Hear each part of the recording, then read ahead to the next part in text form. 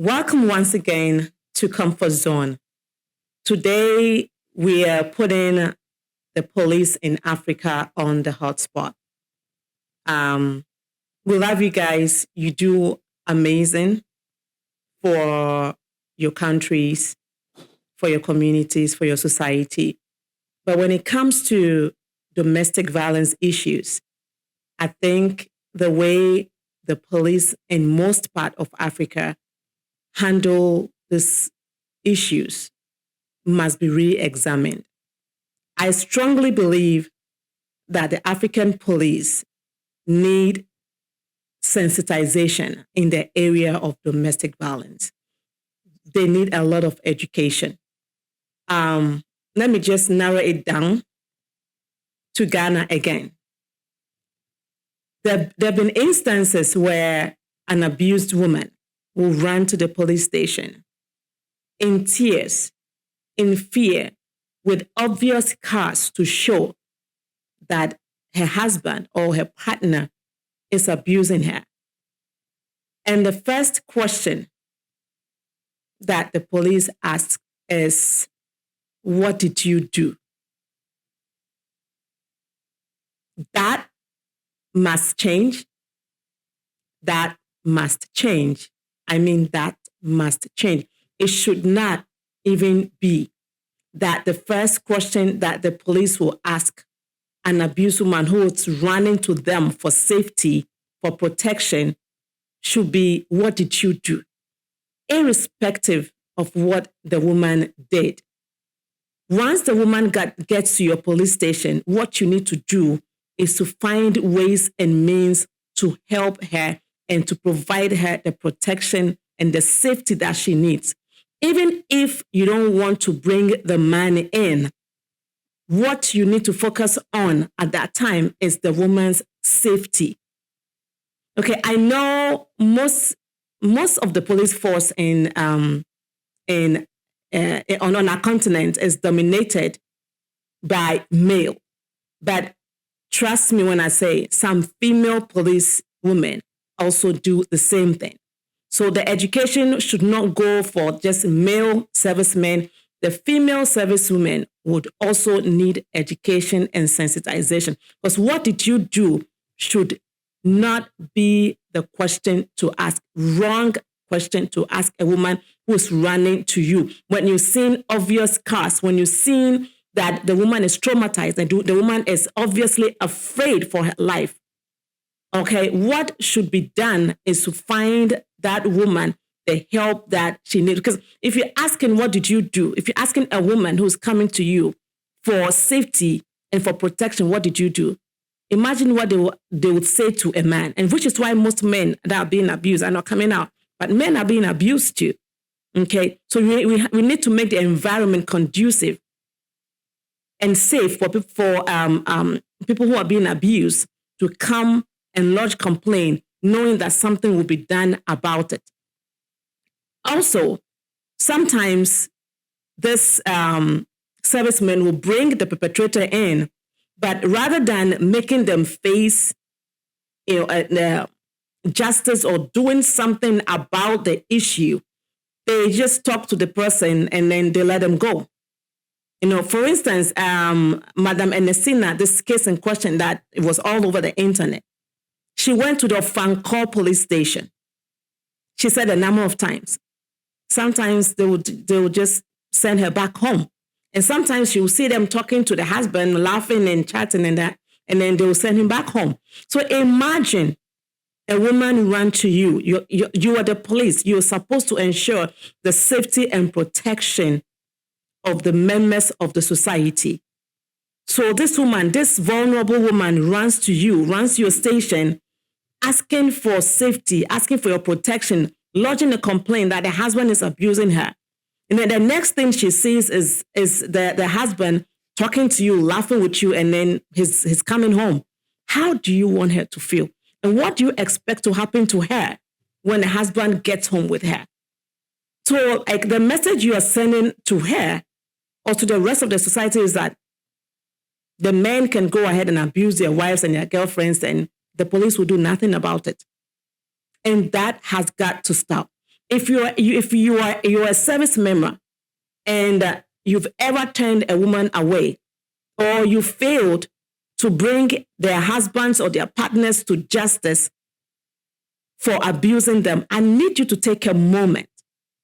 Take a moment and just consider if the woman that walked through your doors, that woman that came to your station, if that woman was your daughter, if that woman was your sister, if that woman was your mother, was your niece or a loved one, is that how you're going to handle the issue? If your adult child walked into your station and tells you that her husband or her boyfriend is chasing her or is abusing her or has been abusing her, is the first question you're going to ask that child of yours, that adult child of yours, what did you do? Or you're going to spring into action? Yes, I guessed right. You are not going to ask your daughter, what did you do to your partner or your husband? You are going to definitely spring into action. You are going to be outraged. You're going to be upset that another man is treating your daughter like that. So remember that woman that walks through your door is also somebody's daughter. That woman is also somebody's sister, somebody's mother, somebody's loved one. So what you need, I think anybody that is in a position to provide any form of assistance or support to women and children who are being abused must have at least some form of empathy. We need to have empathy to be able to really better serve them and give them the protection that they need. That being said, I know the police cannot do it alone. Okay? For instance, Madam Ernestina went to Ofankor police station for a while, and then she said she went to the Tesano police station. I think they reside at Ofankor. From Ofankor to Tesano, it's a hike. It's not a stone throw. Like I was born and raised at Abeka. There was no police station at Abeka. So if anything happens at Abeka, we have to go to Tesano. I don't think even to date there's a police station at La Paz. So if anything happens, it falls under the jurisdiction of Tesano police station. So imagine, like, why would she come all the way from Ofankor? Like, what happened to what's the name? Tabora? What happens to Tantra Hills? What happens to, does that mean they don't have stations and all these places? Because, I mean, even from Abeka to the Tesano police station, if a woman is running away from her abuser, like, I'm telling you, the man will catch up with her. I mean, if she's running towards a police station, which is a hike. I mean, I've walked there before, but it's not just like, it's quite a hike, even from Abeka. So if a woman is running and the man is chasing her, trust me, he's going to catch up with her before she even gets like halfway through the journey. So I feel like the government needs to step in here. You need to equip the police and you need to help the police to be able to help the vulnerable in the society. There should be a police station at Abeka. There should be a police station in every jurisdiction, in every city, every town. You see the way churches are spread like all over in Africa. Every 5 feet you find a church. Every 10 feet, that is how police stations should be spread over across Africa. Because we need to be able to easily access a police station when a woman is in danger or when something is happening. But I don't think that's what's happening now. Fine. Also, Dovsu, I believe what you have to do, because my understanding is that not every police station has a Dovsu unit. Okay. And I know that if you work at Dovsu, it means that you've been sensitized or you've gone through some form of training on how to handle domestic violence cases if it should come to you. Because if, for instance, if some of these police stations have one or two service members who are sensitized or who have gone through education or on how to handle these issues, when the woman walks in, they will know what to do. Okay, much as I don't like the fact that when even till date, most of this station that do not have those two, when a woman walks in there, they're going to ask like, what did you do, or I'd more send her back home. Much as I don't like that, I don't put all the blame on the police. At least if this is what we have, this is what we can work with. Whatever you have to work with, there's got to be training. There should be at least 1 or 2 people on every shift, day shift, night shift, 1 or 2 people who are trained to handle such cases when they come to them. There have to be like service members who would go through training, who must go through training on crisis response, so that when a woman walks through your doors and tells you that this is what she's going through, you know immediately what to do. And all the nonprofits who work with such cases, you should have your numbers on speed dial. All the shelters, I know ACT Foundation, they've been working so tirelessly. Like, they can do the job. I know them. I know them for sure. And you can have their numbers, have the number of the foundation at every police station, so that when the woman comes to your station, you don't send her home. If you know that her life is in imminent danger, you don't send her back home to the same person who is putting her life in danger. Because there will be cases where, like, family members have sent their loved ones back to their husbands, and the news afterwards was not good. So at least when they come to you for that night or for that day, if you can make a call, if you have like numbers, have a network, so that you know who to call, what to call. Okay, I have this woman here. This is what she says she's going through. Can we have a shelter for her for this night while we look into the case? Something. Remove her from the situation. Remove her from danger. But if you send her back, if you bring the husband back and you question him and you send him back with a wife, what do you think is going to happen? The abuse is going to continue. And that empowers the men to keep doing it over and over again, because the police cannot do anything to them. So we need the police to receive training, intensive training, and the government should foot the bills for that. Okay, the nonprofits are already stretched. Okay, so the government should foot the bills for that. Every police station should have at least 4 people, 2 people like for the day shift, 2 for the night shift, who will be trained and sensitized on how to handle such issues. You should not send a woman back home when she's running to you for help, for protection.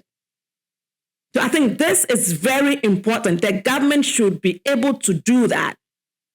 And I feel like those who should have a rep in every police station. It should not only be in certain police stations. And that I'm talking about the whole of Africa, most parts of Africa. Every police station must have people who are trained to take care of issues of domestic violence.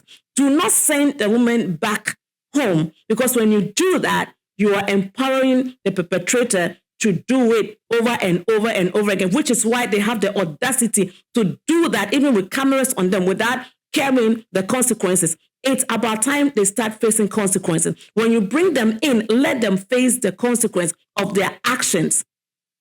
That way, again, it would deter other people from doing the same thing. The woman is vulnerable, the child is vulnerable, and they need you, the police, to protect them. So please, whoever is in charge, whoever is responsible, Ministry for Gender, yes, your name will be coming up a lot. You need to take this on. Equip the police, educate the police, empower the police, sensitize the police, so that cases like that will be better handled by them. Mrs. Ernestina went to Ofanko police station a number of times, went to Tesano police station a number of times. She did not get help until what happened. The man was at the police station and then he was sent home.